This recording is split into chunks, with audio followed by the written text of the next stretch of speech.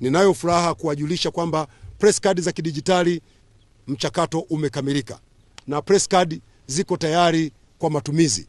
Siku 7 kuanzia sasa mtaingia kwenye tovuti ya bodi ya ithibati ya waandishi wa habari na utaomba kitambulisho chako cha uandishi wa habari na utapewa. Na hapa ninacho kitambulisho cha kidijitali cha mfano. Hiki hapa. Mnaweza mkakizoom. Imekuwa ni ndoto yangu ya siku nyingi, habari ya waandishi wa habari wa Tanzania kutembea na vitambulisho vya waandishi wa habari ambavyo ni vitabu. Hatutaki, tumevuka huko. Sasa hivi tunakwenda kwenye vitambulisho vya kidijitali. Na hiki ndio kitambulisho kimojawapo. Naomba nikigeuze vizuri niwaoneshe. Tutafanya uzinduzi rasmi wa kitambulisho hiki, lakini kwa sababu niliwaahidi kitakuwa tayari mwisho wa mwezi wa 4. Kitambulisho kiko tayari. Wiki moja kuanzia sasa mtakuwa na uwezo wa kuomba kitambulisho press card kutoka kwenye mtandao. Unachotakiwa kufanya ni kuhakikisha unaingia katika kiunganishi chetu ambacho ni www.taihabari.go.tz. Mkiingia kwenye mtandao mle, wewe andika kwanza bodi ya ithibati, itakuletea hicho kiunganisho. Ukifika pale hicho kiunganisho kitakuelekeza mpaka pale ambapo utaweza kujaza taarifa zako na ukapata kitambulisho chako ama press card cha kidijitali. Haya ni mafanikio makubwa ambayo tumeyapata. Mbele ndio huko na nyuma ni huko. Faida ya kitambulisho hiki, kwanza chepesi kama mnavyokiona, kama kadi ya benki. Lakini pili, hiki sasa wale wasiokuwa waandishi wa habari hawatapenya.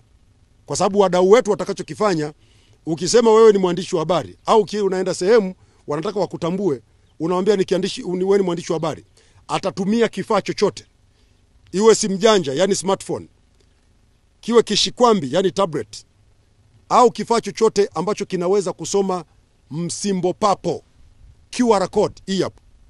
Hii ndio QR code.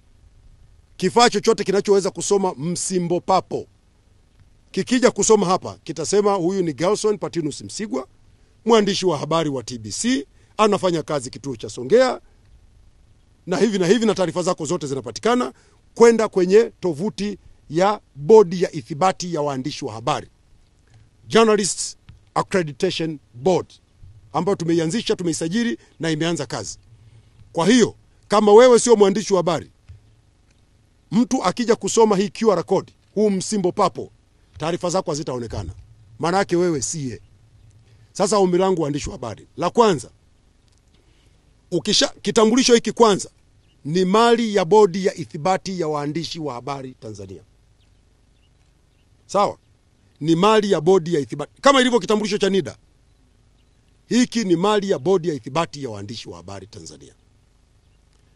Ukipewa wewe ndiye unayewajibika kwa lolote litakalofanyika kwa utambulisho wa kitambulisho hiki. Sio kitambulisho umekiacha huko, mtu amekichukua kaenda kufanyia utapeli, tutambaini kwa sababu sasa tutakuwa tunaweza kufuatilia kwa kupitia mfumo. Tukibaini tutakupata wewe. Ninachowaomba, kitunzeni kama mboni yenu ya jicho. Huu ndio utambulisho wenu wa kazi. Muwe nacho mfukoni, usikiache hovyo hovyo. Sawa? Maana yake ni kwamba mtu akikunyanyasa ukiwa na kitambulisho hiki, unayo sababu ya kuchukua hatua, kwa sababu amekuzuia kutekeleza majukumu yako. Lakini msisahau, sio kila mahali, sio mkitoka hapa mkasema msemaji mkuu wa serikali amesema kuna vitambulisho vya kidijitali sasa ni kuingia popote. Kuna maeneo mengine yamezuiwa. Tuendelee kuheshimu kama ambavyo taratibu za kisheria zinataka.